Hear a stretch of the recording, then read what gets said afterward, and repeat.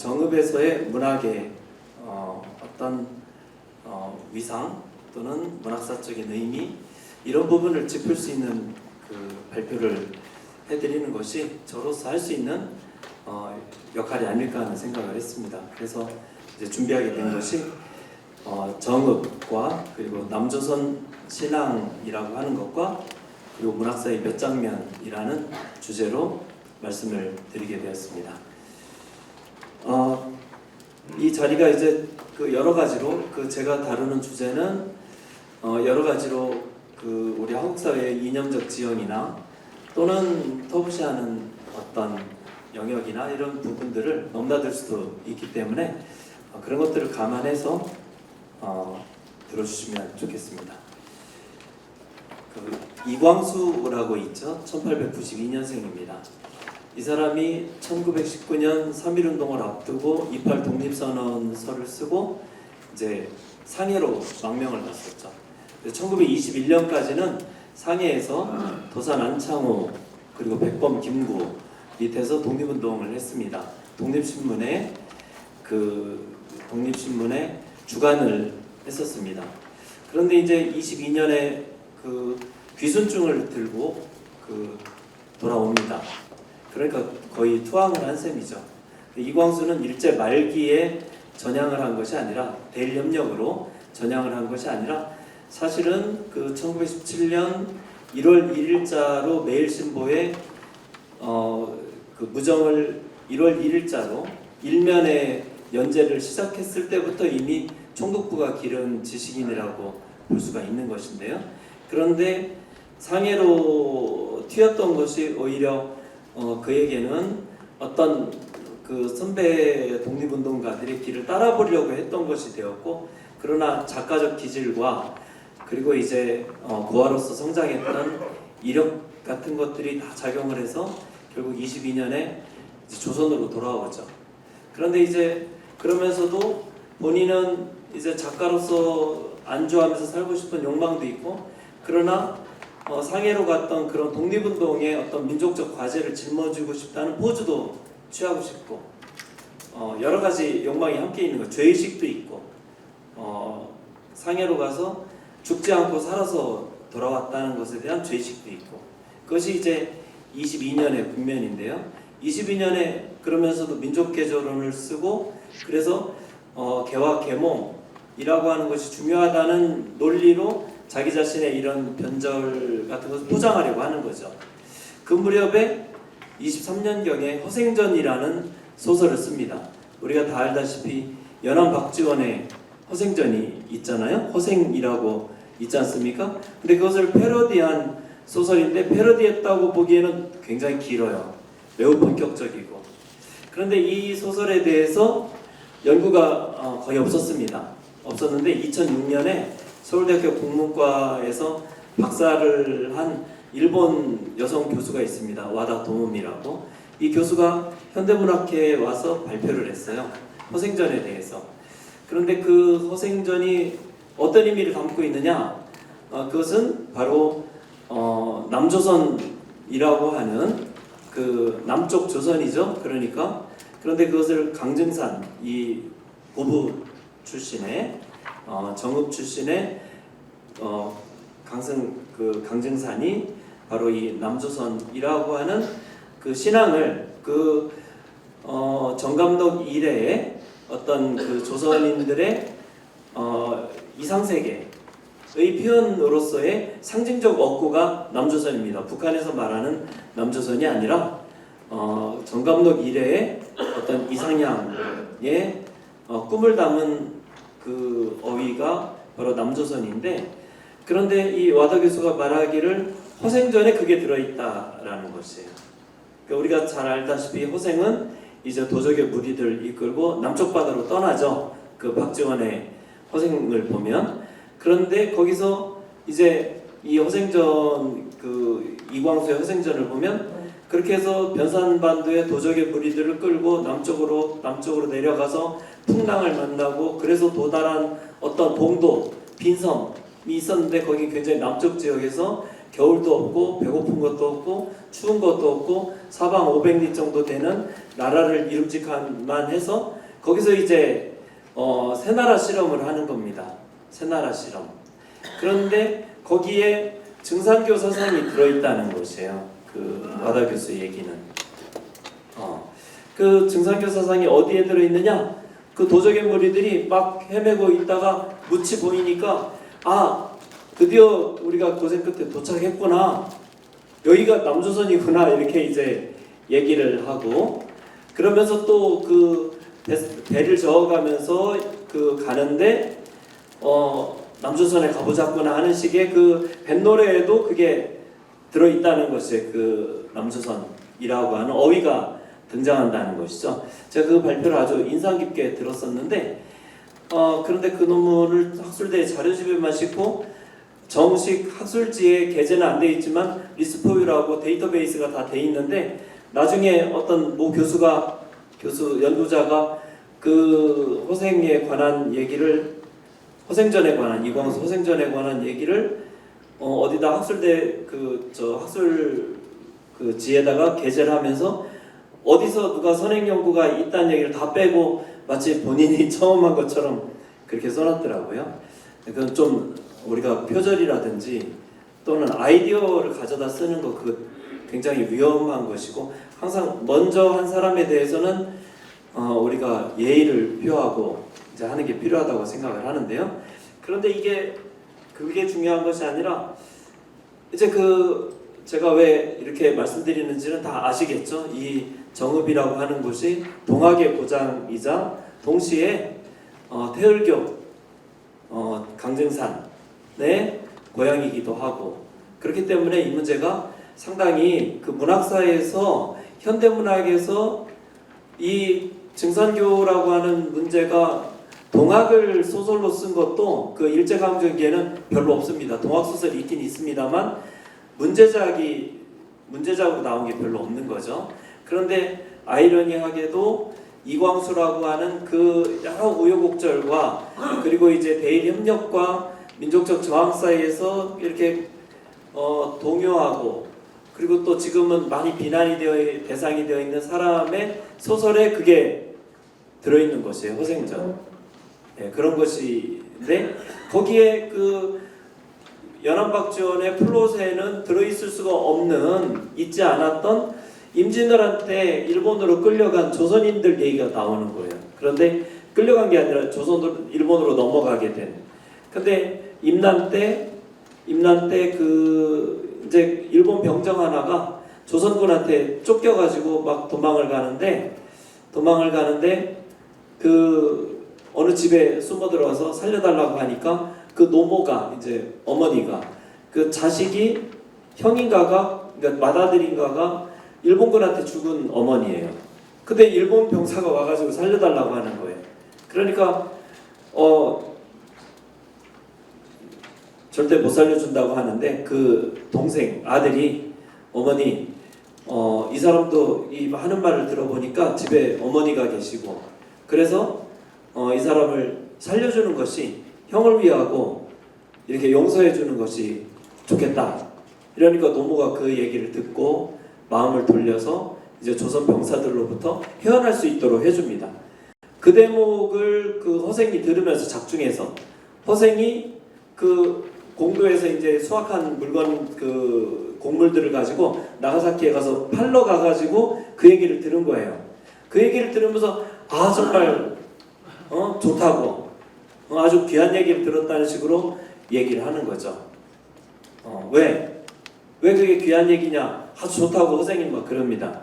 그게 이제 해원상생에 뜻이 담겨 있다는 것이겠죠. 해원상생이다. 그러니까 원을 풀고 그리고 서로 살 수 있는 길로 가는 것에 대표적인 본보기가 되는 얘기가 일본 병사가 외병이 와가지고 조선인들을 그렇게 죽이고 했지만 도망가는 그 병사를 살려주니까 조선인이 살려줘서 그 용서하고 살려주는 그게 해원상생이라는 거죠. 마리아 해원상생이라고 해서 좋습니다만 아주 불편하죠. 그렇죠. 이것은 이제 1920 아까 조선으로 투항을 하면서 귀환해서 그 이광수가 굉장히 고민이 많았습니다. 그 과정은 제가 논문을 한두 편 그 대목도 쓴 것이 있습니다만, 그런데 왜 그러면 그게 그 이광수가 그 증산교회 회원상생, 그때는 강증산은 이미 강일순이죠. 그 세상을 떠나고 1909년에 세상을 떠났으니까 그 후의 얘기입니다만, 증산교가 이제 보천교로 바뀌고 분파들이 있을 때 이야기인 거죠. 그런데 그 이광수는 증산교의 논리에 매달려서라도 자기의 변절을 자기의 귀환이라고 하는 걸 합리화시키고자 했던 그런 욕망이 있었다라고 하는 것이죠. 자기의 죄의식을 회원상생이라는 것으로 같이 더불어 살아야 되지 않느냐. 일본이 우리를 지배하고 우리를 총칼로 도륙하고 했어도 같이 살아야 되는 거 아니냐라는 식으로 합리화했다는 것이죠.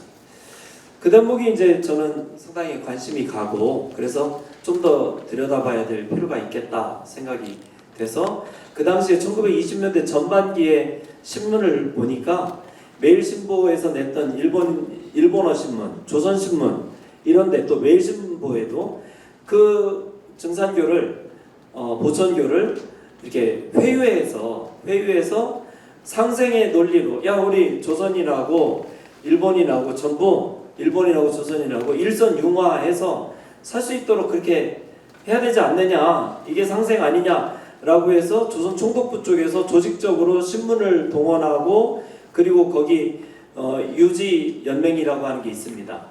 각파 유지연맹.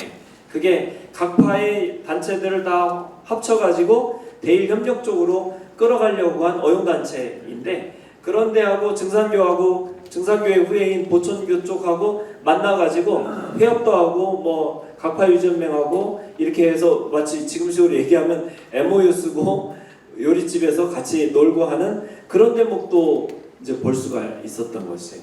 그렇게 회유하려고도 하지만, 그런데 보니까 신문에 약 11만 원 정도 되는 그 보천교에서 모은 돈이 어디에서 발각이 되는데, 그 발각을 일본 쪽에서 보니까 이거는 혹시 상해로 독립운동 쪽으로 보내려는 돈이 아니냐. 그래서 그 무렵부터 증산교가 이렇게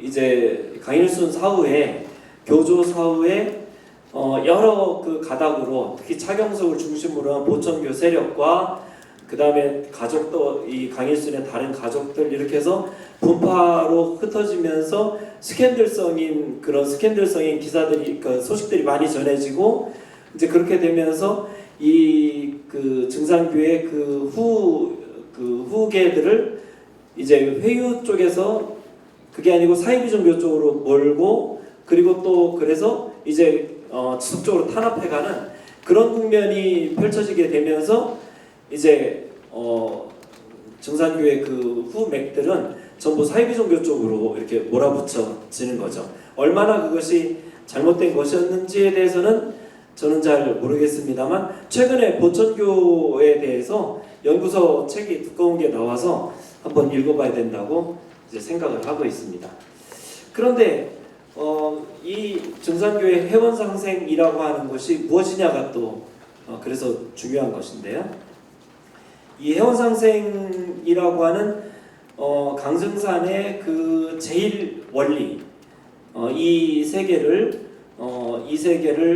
움직이는 제일 원리로서 이제는 상극이 아니라 상생으로 가야 된다라고 하는 그 원리, 그리고 최재우가 동학을 창건한 것이 굉장한 것이었지만 그것만으로는 부족하다고 강증산은 이제 말했던 것이거든요. 이 문제를 좀 봐야 되는 것이죠. 근데 강증산이 고부 출생이잖아요. 1871년생입니다. 1855년생이 전봉준입니다. 그러니까 전봉준과 강증산은 생전에 이미 동학혁명 이전에 교분이 있었고, 그래서 이제 그 증산교 도전이라고 하는 책을 보면 그 두 번을 거사를 앞두고 전봉준이 강증산을 찾아옵니다. 같이 이제 혁명을 일으키자고 하는 것이죠. 혁명을 하자고 하는데 강증산은 백성들이 무고하게 희생될 것이니 지금 아무 힘도 없고 희생될 것이니 그래서는 안 된다라고 이제 젊은 24세의 강승산이 반대를 하는 거죠. 그러자 이제 전봉주는 나 혼자서라도 하겠다. 혼자는 아니죠. 굉장히 많은 농민들과 그 동학도들이 그 조선 정부와 그 관리들의 그 부패와 수탈에 끔찍하게 그 증오심을 품고 있었기 때문에 가능했던 것이죠. 가부년의 혁명이라고 하는 것이. 그런데 이제 우금치 전투가 벌어지죠. 그런데 그때 다시 또 강승산이 전봉준을 찾아갑니다. 이 전투를 거둬야 된다. 사실 그 공주 우금치, 저는 공주에서 부친을 따라서 이사가서 3년을 살았습니다. 제가 덕산태생인데 5, 6, 7세에는 공주에 살았습니다. 제가 살던 공주 봉황동에서 우금치가 걸어서 얼마 걸리지 않습니다. 우금치 고개가 있습니다. 근데 거기서 관군하고 일본군, 특히 일본군이 동학병들, 농민병들을 1만 명을 학살을 했죠. 그건 전투라기보다는 학살입니다. 신병기로 그냥 다 도륙을 한 것입니다. 그렇게 희생이 됐던 것을 볼 수가 있는데, 강증산의 그 나중에 해원상생이라고 하는 그 원리는 제가 보기에는 바로 이 동학혁명의 그 피비린내라는 경험을 목도했던 것과 그런 연구들이 물론 있습니다만 밀접한 관련이 있다고 저는 생각을 합니다. 즉 동학 천도교의 그 동학혁명이 가져온 어떤 이 사륙과 그리고 희생, 농민들의 희생을 보면서 강증산은 그것이 아닌 길을 가야 된다고 생각을 했던 것이고, 그래서 그 강증산의 흥미로운 것은 강증산의 그 제자들, 강증산을 따르는 그 제자들이 동학교도였던 사람들이 많습니다. 차경석도 마찬가지였고요. 네, 박공우라는 사람도 마찬가지고, 김영렬도 그렇고 그런 사람들이 많습니다. 그러니까 이 증산교, 그때 당시에 태을교라고도 했던 이 증산교의 원리는 사실은 동학에서 많은 것들을 가져왔으되 그리고 하늘을 숭상하는 것도 다 같지만 강증산이 스스로를 상제라고 하고, 그리고 상극이 아니라 상생에서 어떤 길을 찾아야 된다고 했고, 그것을 후천개벽이라고 보았다는 점에서 다른 것이죠. 이것이 이제 어려운 문제라고 생각을 합니다. 우리가 일제강점기에 또 구한말에 우리가 싸우지 않을 수가 있습니까? 그런데 싸우지 말고 다른 길을 찾아야 된다라고 했던 것이 강증산이었던 것이죠. 자, 이 문제는 사실은 일제강점기뿐만 아니라 구한말뿐만 아니라 해방 이후에도 또 지금도 똑같이 아주 심각한 우리에게 어떤 질문을 던지고 있습니다. 근데 일제강점기에 또 다른 작가의 한 사람인 그 이호석이 이 문제를 다룬 소설이 있습니다. 그렇다고 거기에 천도교가 나오고 뭐 증산교가 나오는 게 아닙니다. 이 사람은 1939년 12월에 문장지에 역사라고 하는 희곡을 썼습니다. 전집의 시나리오라고 나오는데 제가 볼 땐 희곡인데, 희곡을 썼는데 뜬금없이 예수가 나사로를 소생케 해주고, 전 기독교 잘 모릅니다. 근데 단지 이호석을 보기 위해서 본 것일 뿐입니다. 그런데 나사로를 소생시켜주고 그 집에 초대를 받아서 그 마리아와 그 누이와 그리고 나사로 동생이 있는 집에 초대를 받아 가게 되는데, 그때 시대는 이 유대인들이 로마의 그 헤로당과 로마의 그 수탈에 저항해서 이제 혁명적인 반란 투쟁을 벌여야 된다고 하는 열심당, 젤로당이라고 하죠.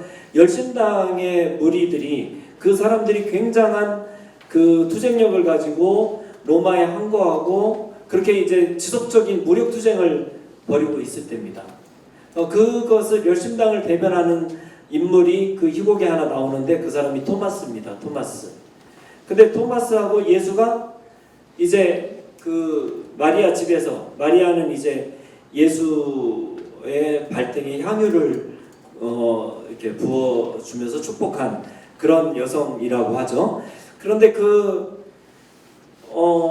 논쟁을 벌입니다. 토마스하고 그 예수하고. 지금 우리에게 메시아가 필요한데 그 메시아는 이 로마를 쳐 없애줄 메시아가 필요하다. 예수는 여기 제가 어디 성경 구절 가이사는 가이사에게 그리고 하느님에게 바칠 것은 하느님에게 바쳐야 된다는 그 구절과 관련된 그 일화가 바로 이 이호석 역사의 그 내용입니다. 예수는 그 투쟁으로는 사람들을 구할 수 없다고 얘기를 하는 것이죠. 그리고 가이사에게 바칠 세금은 가이사에게 바치고 그렇지 않고 하느님에게 바칠 것은 하느님에게 바쳐라 하는 그 내용이 사실은 제가 볼 때는 바로 이 고부 정읍에서 이 전봉준과 강증산 사이에서 있었던 어떤 갈등과 대립이죠. 누가 옳았느냐라고 물으면 제가 이 발표문에 썼습니다. 그것은 우문이다. 당연히 강승산이 옳았다가 아니고 전봉준이 당연히 옳았다가 아니고 그것은 우리가 어떤 위치에 있을 수밖에 없고 그렇게 할 수밖에 없는 사람은 그 필연성 때문에 그것을 하는 것이지 그것이 꼭 옳기 때문에 하는 것은 아니라고 저는 생각을 하기 때문에 그렇게 묻는 것은 우문이라고 말씀을 드리는 것이죠. 이제 사실은 최명표 선생님이 윤은길 선생에 대해서는 제가 얘기를 할 거라고 말씀을 하셨는데 저는 윤은길의 장마에 대해서 논의해야 된다고 생각을 하면서도 제가 아까 말씀드렸죠. 굉장히 요즘에 컨디션도 아주 좋지 않고 거기까지가 목표였습니다만 사실은 손홍규의 예언자와 보낸 마지막 하루라는 최근 장편 소설 1921년 작년에 나온 것이고 손홍규의 가장 이제 최근작입니다. 그 작품을 통독을 하면서 발견한 것이 바로 이 맥락에서 중요하기 때문에 그 얘기를 또 먼저 말씀을 드리겠습니다. 이 손홍규의 예언자와 보낸 마지막 하루라고 하는 작품을 보면 거기에 네 인물이 나옵니다. 네 인물이 하나는 전봉준이 나옵니다. 서울로 끌려가서 전옥서로 끌려가서 있다가 이제 사형을 당한 전봉준 이야기가 하나가 나오고 그 다음에 두 번째 이야기는 박헌영 이야기가 나옵니다. 박헌영은 누구나 잘 알고 계시죠? 여기 계신 선생님들은 뭐 잘 아시겠습니다만 남노당의 거두죠. 그죠? 조선 제1의 공산주의자라고 해도 되고 이 사람이 또 예산 사람입니다. 예산군 신양면이고 대흥 보통학교를 나왔는데 그 대흥에는 대흥이라고 하는 대흥면 거기에는 예산군 대흥면이죠. 거기는 임존성이라는 성이 있는데 그것은 백제 부흥운동의 중심지입니다.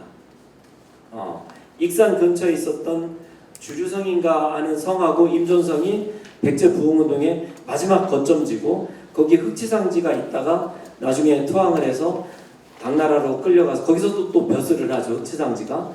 그래서 낙양에 북망산이라고 하는 데 있죠. 거기에 의자왕도 붙여있고 흑지상지도 붙여있고 연개소문에 두 아들도 붙여있고 그렇습니다. 참 희귀한 일이죠. 그런데 그 손홍규의 이 두 번째 인물은 박헌영이고 박헌영의 마지막 국면을 그린 겁니다. 1956년인가에 연안파가 김일성에 반대해서 당대회를 소집했다가 오히려 그게 뒤집혀서 김일성이 동구 순방을 갔을 때를 이용해서 이제 말하자면 형사의 역전을 꾀하다가 되당하는 바람에 김일성이 급거 귀국을 하면서 제1착으로 명령한 것이 뭐냐면 당시에 박헌영을 미제 스파이로 몰아넣고도 죽이지 못했습니다. 왜냐하면 소련하고 중국의 눈치를 보느라고 죽이지 못하고 지하감방에 내무성 지하감방에 3년인가를 묶어두고 있었는데 그런데 귀국하자마자 죽이도록 했고, 그래서 그 내무상이었던 이 방학세, 이 사람은 KGB 인물입니다. 원래 소련군 KGB, 소련의 그 비밀 정보기관 KGB 소속이었다가 조선에 와서 김일성 일파가 된 것이죠. 그래서 북한에서 박헌영이 숙청을 당하게 된 이유는, 박헌영도 원래는 소련과 아주 밀접한 연관이 있습니다. 일제강점기 때부터 경성에 있는 소련 영사관을 드나들면서 말하자면 꼬미니스트로서 철저한 그 소련파로서 있었던 것이 이 박헌영인데, 박헌영은 외무성권을 갖고 있었고 이 김일성은 방학세를 통해서 KGB 끈을 갖고 있었으니까 KGB가 예나 지금이나 정보기관이 더 셌던 모양이죠. 그래서 박헌영 이야기가 하나 나오고요. 세 번째는 예상외로 또 노무현이 세 번째 인물로 등장합니다. 3장에 걸쳐서 각 장마다 4개의 챕터를 할애를 했는데, 4개의 절을 할애했는데, 그게 전봉준, 박헌영, 노무현, 그 다음에 세월호 참사 때 목숨을 잃은 그 소년 혜원이라고 하는, 이제 우리는 모르는 가공의 인물인 거죠. 혜원이라는 아이가 나옵니다.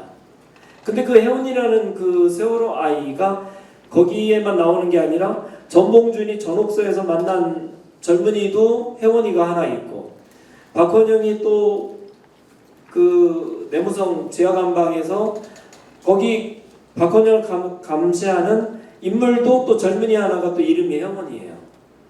그리고 또 노무현이 뭐 봉화마을에서 이렇게 투신을 했다고 하는 그 장에서도 또 혜원이의 사령 죽은 혼이 등장해서 그걸 다 엮어주는 하나의 이 4개의 조각난 이야기를 하나로 묶어주는 그 매개체가 혜원입니다. 혜원. 그럼 그 혜원이 뭐겠습니까? 바로 증산교에서의 혜원 상생인데, 상생은 어디 갔는지 없고 혜원만 있는 것이죠. 제가 생각을 해봤습니다. 이 작품은 얼마나 성공적인 것인가, 얼마나 그 강증산 또 전봉준의 이 고통 어린 문제의식이라고 하는 것을 얼마나 이 시대에 잘 버무려 놓은 것인가 하는 질문을 던지게 되는 것이죠. 근데 제가 이제 여기 써놨습니다만, 이 작품에서 전봉준도 공산주의자였다, 박헌영의 입을 빌려서 작가가 그렇게 얘기를 합니다. 이상세계의 꿈을 꿨으니까. 그 꿈은 한국인들이 저 옛날부터 꿈꿔왔던 남조선이라고 하는 이상세계를 향한 꿈이죠. 그런데 제가 생각할 때 이것은 그렇게 등식으로 묶을 수 있는 것이 아니라고 저는 생각을 합니다. 전봉준의 꿈이 박헌영의 꿈과 같을 수 없고, 박헌영의 꿈이 노무현의 꿈하고 같을 수가 없습니다. 이것은 각기 다른 것이고, 단지 겉으로만 이상향의 꿈인 것으로 이렇게 묶어지는 것 같지 사실 묶이지 않습니다. 제가 볼 때는 묶이지 않는 것을 묶어놓은 것에 이 작품에 약점이 있다고, 큰 약점이죠. 물론 손옥유는 아주 좋은 작가고 성실하고 많이 쓰고 열심히 노력하는 작가고, 그리고 이 시대에 고통받는 많은 사람들의 그 삶을 생각하는 좋은 작가라고 생각을 합니다. 그런데 우리가 무엇이 이 세계의 문제이며, 그리고 여기서 어떻게 이 세계의 문제를 풀어나갈 것인가 하는 문제, 그리고 거기서 어떤 이념, 어떤 생각, 어떤 실천, 이런 것들이 무엇이 정말 바람직한 것이냐 하는 문제를 생각한다는 것은 매우 어려운 문제라고 생각을 합니다. 거기다가 또 세월호 이야기까지 이렇게 엮어놓았거든요. 이제 1973년에 보모의 문학과 지성사에서 나온 윤은길의 장마라고 하는 작품은 윤은길이 1942년생입니다. 1940년대 전반기 출생 작가들은 전부 아동기 또는 소년기에 6.25를 경험했습니다. 조세희, 현기영, 이문구, 황석영 전부 41년, 42년, 43년 그 무렵 그 사람들은 전부 6.25 전쟁과 그 이념 문제를 다루죠. 윤은길은 거기 건지산인가 전주 이야기 같아요. 건지산에 피난와 있는데 외가가 피난을 와 있어요. 친가 쪽에 어린아이 동만이가 주인공입니다. 근데 그 외가는 우익이에요. 피난을 왔지만 그 막내 삼촌인가가 군대로 소위 계급장 달고인가 군대 나가서 전사를 해버립니다. 근데 친가 여기 건지산 밑에 사는 사람들은 좌익이에요. 그래서 동만이의 아버지의 동생, 그러니까 삼촌이죠. 삼촌이 빨치산으로 가서 죽습니다. 그게 이제 그러면 한 집안은 우익이고 한 집안은 좌익이고 근데 피난와서 한 집에서 살고 있는 것이에요. 그런 이야기를 그린 게 윤은길의 장마기 때문에 이 한민족이 좌익과 우익으로 나뉘어서 이렇게 피비린내나게 서로 죽이고 죽는 이 문제야말로 우리가 해원이라고 하는 문제, 또 상생이라고 하는 문제와 밀접한 관련이 있어서 이 문제를 어떻게 풀어야 되느냐 하는 것이 마지막 써야 되는 이야기였습니다만 제가 힘이 부족해서 거기까지는 다 논의를 하지 못했습니다. 그러나 하여튼 중요한 것은 이 정읍에 면면이 흐르는 어떻게 사람들을 이 도탄에 빠진 고통스러운 삶을 살아가는 사람들이 어떻게 삶의 이상을 찾고 우리가 남조선이라는 이름으로 얘기된 이상향의 세계를 우리가 그 꿈을 잘 만들어갈 수 있느냐 하는 문제가 정읍에 있어서 소설문학의 가장 중요한 어떤 근원적 문제라는 말씀을 드리면서 발표 대신하도록 하겠습니다. 감사합니다.